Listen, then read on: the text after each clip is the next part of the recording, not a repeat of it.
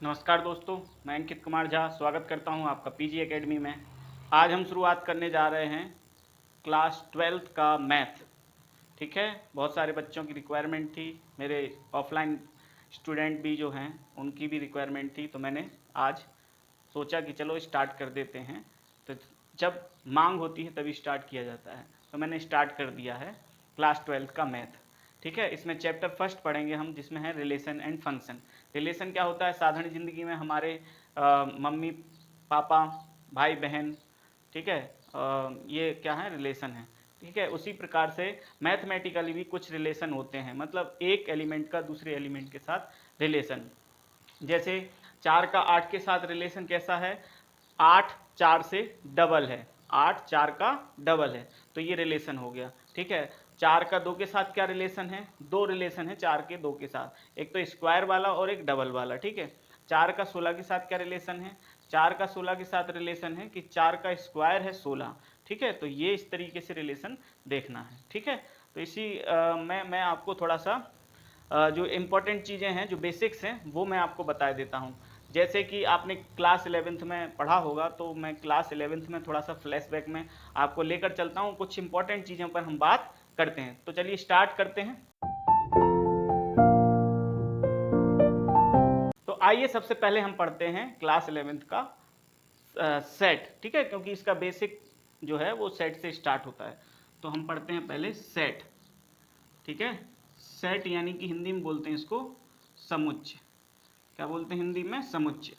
ठीक है, तो इसकी डेफिनेशन क्या है? इसकी डेफिनेशन है भैया कि वेल डिफाइंड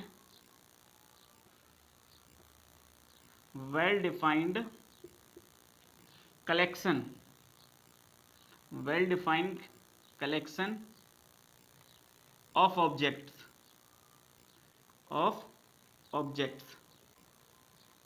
ठीक है, ये आपकी डेफिनेशन हो गई। तो well defined collection of object, this is the set. Hindi में क्या बोल देंगे इसको? हिंदी में बोल देंगे वस्तुओं के सुपरिभाषित समूह को। वस्तुओं के सुपरिभाषित समूह को, सुपरिभाषित समूह को। ठीक है, जैसे मैं बात करूं कि एक कमरे में कुछ ईंटें पड़ी हैं, कुछ पत्थर पड़े हैं, कुछ टाइल्स पड़ी हैं, तो हैं तो उसमें क्या मटेरियल तो है, वस्तुएं तो हैं, वस्तुओं का समूह है, लेकिन ग्रुप है, लेकिन उसमें क्या उसको हम सेट नहीं बोल सकते, क्योंकि वेल डिफाइंड नहीं है। ठीक है, हम क्या उसको ये बोल सकते हैं कि this is the group of BRICS? क्या ये ईंटों का समूह है? या फिर this is the group of rocks, मतलब कि पत्थरों का है, किसका है? स्टोन का है, किसका है? मतलब एक पर्टिकुलर चीज़ नहीं बोल सकते। इसलिए क्या होता है कि सेट जो होता है, समुच्चय जो होता है, वो एक ऐसा समूह जिसमें हम उसको अच्छे से परिभाषित कर सकें। ठीक है, जैसे अकेली एक ईंटों की क्या लगी हुई है, लाइन लगी हुई है। ठीक है, तो हम उसको बोल सकते हैं कि this is the set of BRICS, मतलब यह ईंटों का समुच्चय है। जैसे कक्षा 11वीं के विद्यार्थियों का समूह, the group of class 11th students. ठीक है, तो ये क्या है? आपके सेट हैं। ठीक है, तो मैं कुछ एग्जाम्पल्स लिख देता हूं, एग्जाम्पल्स। ठीक है, कक्षा 11वीं के छात्रों का समूह। इंग्लिश में क्या लिख देंगे? द ग्रुप ऑफ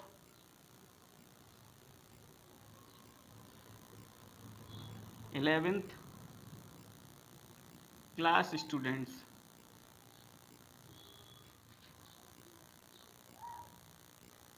ठीक है, ये आपका एग्जाम्पल हो गया। और क्या? हम किसी शब्द के, किसी वर्ड के लेटर्स भी ले सकते हैं, मतलब किसी शब्द के अक्षर। जैसे बात करें मैथमेटिक्स में, मैथमेटिक्स में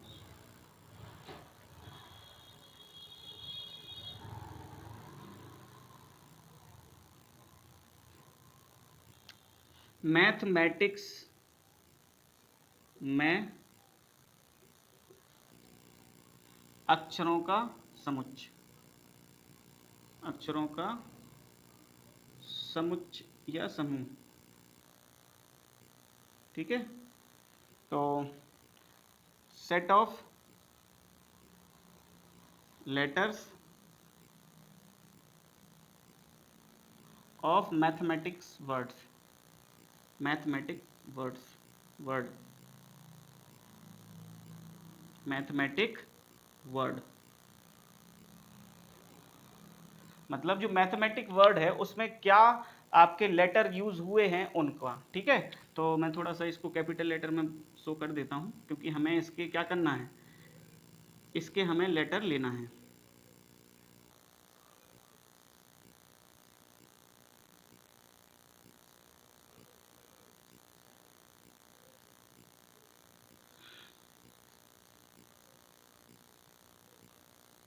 ठीक है, तो ये तो हो गया आपका क्या, इसको कैसे लिखेंगे, सेट में कैसे लिखेंगे इसको, इसको हम लिखेंगे इस तरीके से, एम, फिर इसके बाद ए, फिर इसके बाद टी, फिर इसके बाद एच कॉमा लगाते हुए, फिर इसके बाद ई,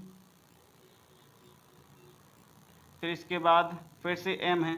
तो जो दो बार होगा, दो या दो से ज़्यादा बार होगा, उसको एक ही बार लिखा जाएगा। ठीक है, तो ई हो गया, फिर एम दो बार हो रहा है तो इसको एक बार लिख चुके हैं, अब नहीं लिखेंगे। फिर ए, फिर टी, टी हो चुका है, फिर आई, आई नहीं हुआ है तो आई लिख दिया। फिर सी हुआ या क्या, सी नहीं हुआ तो सी भी लिख दो। एस हुआ है क्या, नहीं अभी नहीं हुआ तो एस भी लिख दिया। तो ये हो गया set of letters using in mathematic words. ठीक है, मैथमेटिक वर्ड्स में जो लेटर यूज हो रहे हैं उनका सेट। ठीक है, ऐसे तो कोई से भी सेट ले सकते हैं। ठीक है, जैसे वो the set of vowels in English alphabet, मतलब अंग्रेजी वर्णमाला के स्वरों का समूह। ये क्या है, ए ई आई ओ यू। ठीक है ना, तो वो भी आप लिख सकते हैं। तो मैंने ये दो एग्जाम्पल लिखे हैं, समझ में आ गया होगा आपको। आगे बढ़ते हैं। अब देखिए यहाँ पर मैंने क्या लिखा है, सेट को किसी कैपिटल लेटर से दर्शाते हैं, यानी set denoted by capital letter, जैसे ए है ना, कोई किसी को बी से बता दिया है ना, सी से। ठीक है, और इसका जो है ब्रैकेट, इसको सेट का ब्रैकेट कैसे होता है, ये करली ब्रैकेट, इसके अंदर सेट के पूरे क्या आते हैं, एलिमेंट आते हैं। मैंने ये बता दिया, ये सेट का पूरा एक फॉर्मेट है। ठीक है, ये सेट का एक पूरा फॉर्मेट है। ठीक है, तो इसको हम क्या लिख देते हैं, सेट फॉर्मेट। ठीक,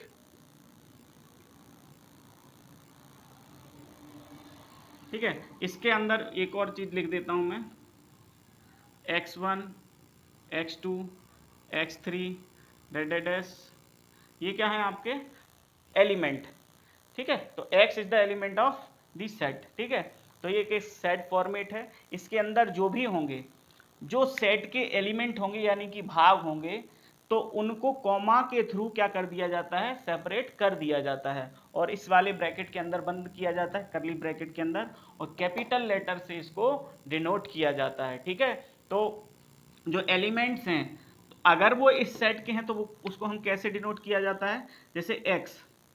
ठीक है, x1 is the element of capital A, set ए का।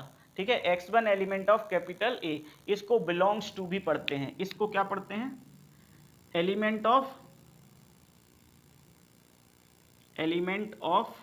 या फिर और बिलोंग्स टू।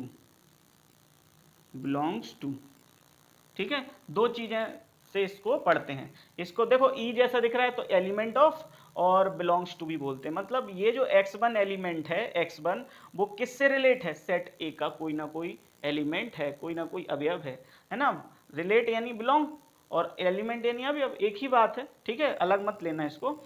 तो ये हो गया एलिमेंट, मतलब सेट को कैसे बताते हैं। अब आगे देखते हैं हम सेट को लिखने के तरीके। ठीक है, दो तरीके से लिख सकते हैं। फॉर्मेट ऑफ सेट लिखा है मैंने, क्या लिखा है, फॉर्मेट ऑफ सेट। तो यहां पर दो प्रकार का फॉर्मेट होता है। नंबर एक, इधर इसको बोलते हैं रोस्टर।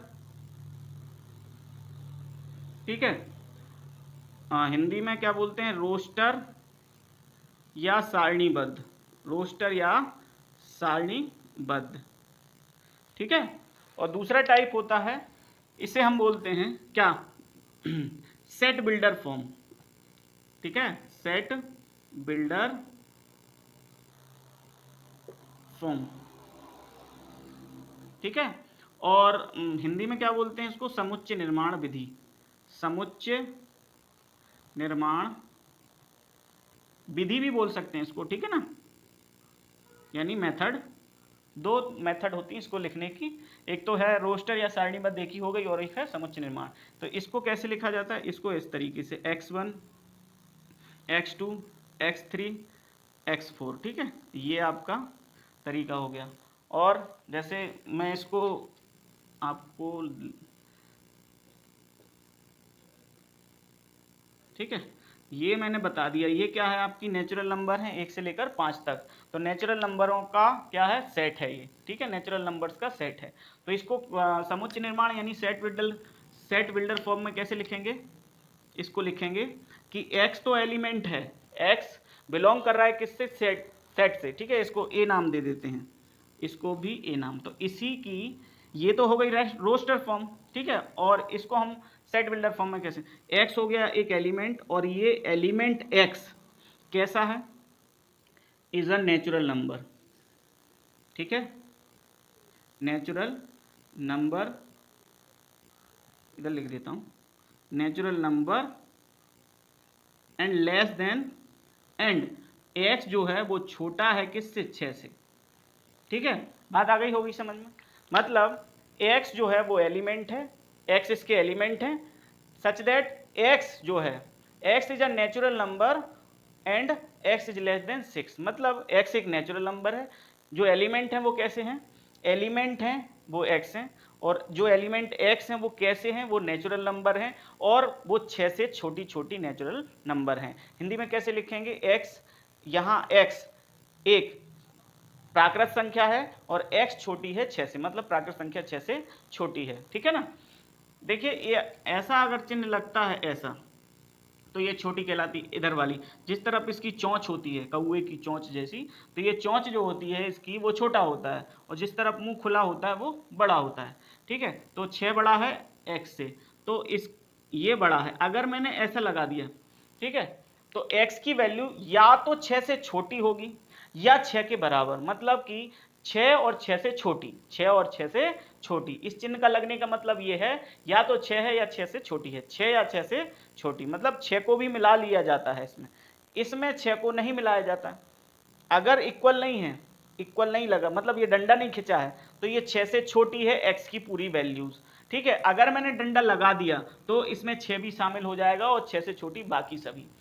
अब अगर ऐसा है कि x इज ग्रेटर देन 6, या कोई सी भी नंबर रख सकते हो, तो इसका मतलब क्या है कि x जो है वो 6 से बड़ा है, 6 से बड़ा, मतलब 7 8 9 10 etc, ठीक है, लेकिन 6 नहीं है। अगर मैंने ये लगा दिया 6, ये इक्वल का साइन, तो ये कह रहा है कि x 6 से बड़ा है और 6 के बराबर भी है, मतलब 6 भी शामिल है और 6 से बड़ी सभी, 6 और 6 से बड़ी, 6 और 6 से छोटी, ठीक है, 6 6 और 6 से छोटी x की वैल्यू। यहाँ क्या कह रहा है, x की वैल्यू बड़ी और बराबर, मतलब x की वैल्यू 6 से बड़ी है और 6 भी शामिल है, ठीक है। अगर ये चिन्ह नहीं लगते तो उससे छोटी या उससे बड़ी से शुरुआत होती है। अगर वो ये इक्वल का साइन लगा दिया जाए तो वो नंबर जो इधर लिखी है वो भी शामिल कर ली जाती है, ठीक है। I think you have understood that. आप चलिए देखते हैं टाइप्स ऑफ सेट, मतलब समुच्चय के प्रकार।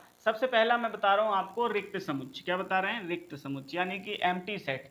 जैसा कि इसके नाम से ही आपको समझ में आ रहा होगा, सेट है लेकिन उसमें कोई एलिमेंट नहीं है, ठीक है। तो इसको किस तरीके से बताते हैं, केवल खाली इस ब्रैकेट से आप इसको शो कर सकते हो, और फाई से, ठीक है।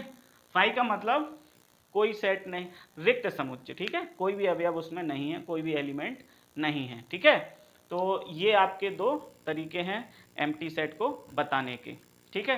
अब देखते हैं अगला। आप देखिए फाइनाइट सेट। फाइनाइट सेट का मतलब होता है जिसमें एलिमेंट तो हैं लेकिन उन फिक्स एलिमेंट हैं, ठीक है। फिक्स एलिमेंट है, उनकी कुछ नंबर है जिनको हम काउंट कर सकते हैं, ठीक है। तो इसको बोलते हैं हम क्या, परिमित समुच्चय यानी फाइनाइट सेट। जैसे कि अंग्रेजी वर्णमाला के स्वर यानी वोवल्स ऑफ इंग्लिश अल्फाबेट, ठीक है, तो ये फिक्स है, इनकी 5 ही है, तो ये फाइनाइट क्या हो जाएगा, ये फाइनाइट सेट हो जाएगा, ठीक। अब मैंने कह दिया कि वो जो अभी मैंने एग्जांपल बताया था कि 1 2 3 4 5, ये क्या है आपका, ये प्राकृत संख्याओं का समुच्चय है जो 1 से लेकर 5 तक है, इनका सेट फिक्स है। नंबर ऑफ एलिमेंट कितनी है, 5 एलिमेंट हैं, तो ये फाइनाइट सेट कहलाएगा, ठीक है। जिसमें एलिमेंट की नंबर फिक्स हो उसे फाइनाइट सेट कहते हैं। ये है आपका अपरिमित समुच्चय यानी कि इनफाइनाइट सेट। जैसे कि इसका नाम से ही शो हो रहा है, इनफाइनाइट मतलब कोई इसका अंत नहीं है, ठीक है, अनंत। तो जिसमें एलिमेंट की नंबर फिक्स ना हो, ठीक है। The number of element a set is infinite set if there are infinite element, मतलब कि ऐसा सेट जिसमें उसके एलिमेंट कैसे हो, इनफाइनाइट, मतलब एलिमेंट की नंबर फिक्स ना हो। तो फिक्स नंबर एलिमेंट की ना हो तो वो इनफाइनाइट सेट है, यानी हिंदी में बोले तो जिसमें ऐसा समुच्चय जिसमें अवयवों की संख्या असीमित हो, ठीक है, मतलब सीमित ना हो, चली जाए। तो एक एग्जाम्पल लिख देते हैं इसका। जैसे एक सेट है आपका ए, और इसमें नेचुरल नंबर से ही शुरुआत कर देता हूँ, 3 4 5 और dash dash dash dash n, मतलब कि कोई लिमिट नहीं है, यहाँ लगा इनफाइनाइट लगा देता हूँ, ठीक है। ये काय का साइन है, अनंत का, ठीक है। तो समझ में आ गया होगा, ये हो गया अपरिमित समुच्चय, ठीक है। इसके बाद आता है आपका समान समुच्चय यानी इक्वल सेट। इक्वल सेट मतलब होता है सेट की नंबर सेम हो, मतलब की संख्या उतनी ही हो, और वर्ड्स मतलब एलिमेंट भी वे ही एलिमेंट हों जो पहले हैं, पहले वाले उसमें है सेट में, दूसरे वाले सेट में भी वही हैं, बस क्रम इसमें क्या मायने नहीं रखता, ठीक है। यहाँ पर जो ऑर्डर होता है वो कोई मायने नहीं रखता, आगे पीछे हो सकते हैं, लेकिन एलिमेंट वही के वही होना चाहिए, ठीक है, और नंबर भी सेम होना चाहिए। ये 4 हैं, ये भी 4 हैं, 1 2 3 4, ठीक है, 4 एलिमेंट इसमें, 4 एलिमेंट इसमें है, यही एलिमेंट इसमें भी है, बस ऑर्डर आगे पीछे है, तो इनको क्या बोल देंगे हम, इक्वल सेट, ऐसे, ठीक है। Set A equal to set B, ठीक। तो ये हो गया आपका इक्वल सेट। अब देखते हैं हम उपसमुच्चय यानी कि सबसेट। जैसे आप लोगों ने बहुत सारी चीज़ों में देखा होगा सब लगा हुआ, जैसे इंस्पेक्टर होता है तो सब इंस्पेक्टर, ठीक है। तो जैसे इसमें उपसमुच्चय लिखा है हिंदी में, सहायक उप सहायक, ठीक है, सेक्रेटरी सचिव उप सचिव, ठीक है। तो इसका मतलब ये है कि जो मेन नाम होता है, जो प्रमुख नाम होता है वो तो बड़ा होता है, लेकिन अगर उप यानी सब लग जाए तो उसका छोटा हिस्सा होता है, ठीक है, उसी चीज का उसी नाम का छोटा हिस्सा, ठीक है, मतलब उस बड़े नाम के अंडर में वो छोटा नाम काम करता है, ठीक है। तो ऐसे ही ये भी है कि उपसमुच्चय यानी समुच्चय का ही एक भाग, ठीक है, उपसमुच्चय यानी समुच्चय का ही एक भाग, ठीक है। तो इसको शॉर्ट में क्या समझें, समुच्चय का ही एक भाग, ठीक है। तो छोटे से छोटा भी हो सकता है, बड़े से बड़ा भी हो सकता है, क्योंकि एक जो डिपार्टमेंट होता है उसमें सबसे सीनियर एक अधिकारी होता है, उसे समुच्चय कह दें, ठीक है, सेट से डिनोट कर दें। उसके अंदर बहुत सारे कर्मचारी काम करते हैं, ठीक है, नीचे तक एक चपरासी तक जो होता है वो भी आपका एक क्या है, सबसेट है, ठीक है, किसका, बड़े वाले अधिकारी का, ठीक है। तो बड़ा वाला अधिकारी कौन है, सेट, और छोटा वाला जो चपरासी उस डिपार्टमेंट में काम कर रहा है वो क्या है, उसका सबसेट, ठीक है। तो जो चपरासी को अधिकार है क्या वो बड़े वाले अधिकारी को होगा, जैसे एक कलेक्टर ऑफिस है, कलेक्टर ऑफिस में कलेक्टर को जो चपरासी को अधिकार है तो क्या वो उसको भी होगा, कलेक्टर को ऑब्वियसली होगा यार, वो तो उसी के अंडर में काम कर रहा है ना। तो मतलब इसका ये कहना है कि सबसेट, इसको स्टैंडर्ड डेफिनेशन यानी कि मैथमेटिकली क्या बोल सकते हैं, subset is a set which all elements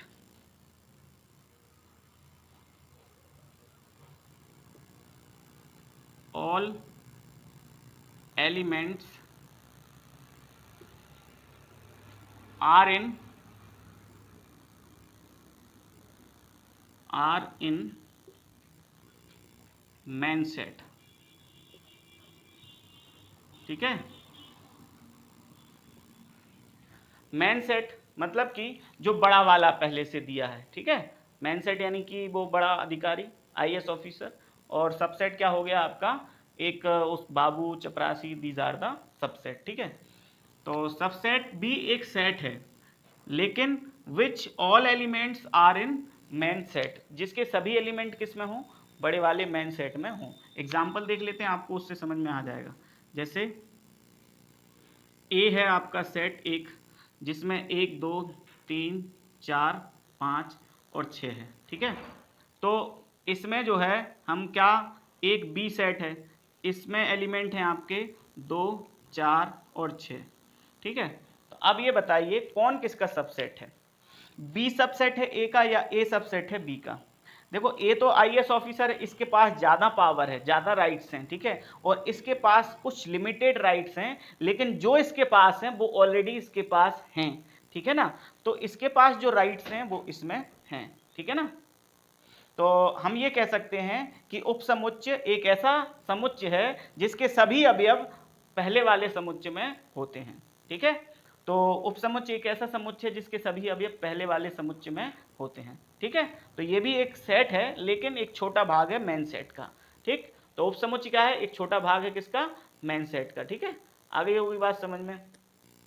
तो इसके कितने टाइप, अब आती है बात कि सर कितने ऐसे लिख सकते हैं हम।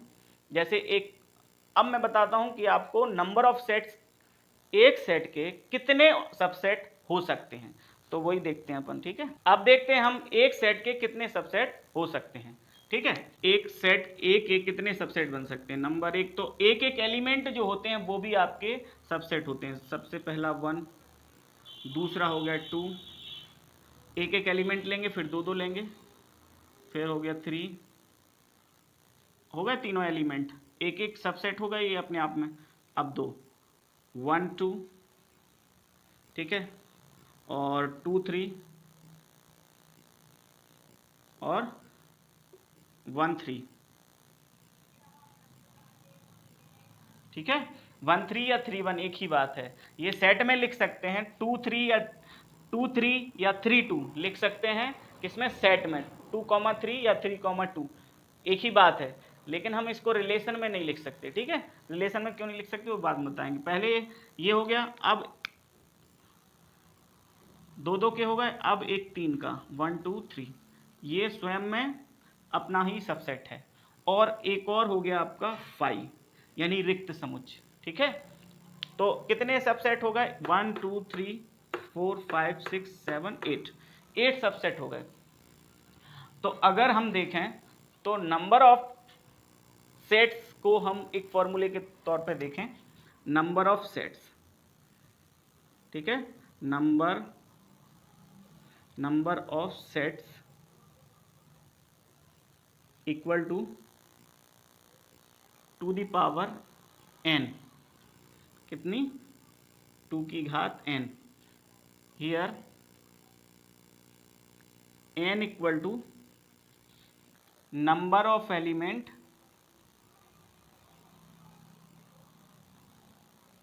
इन सेट।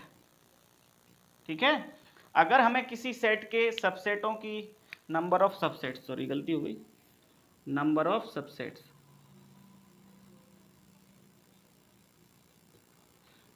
एक सेट में कितने नंबर सबसेट के हैं, एक सेट में कितने सबसेट बन रहे हैं, उसको हम इस फॉर्मूले से निकाल सकते हैं। ठीक है, इस वाले फॉर्मूले से।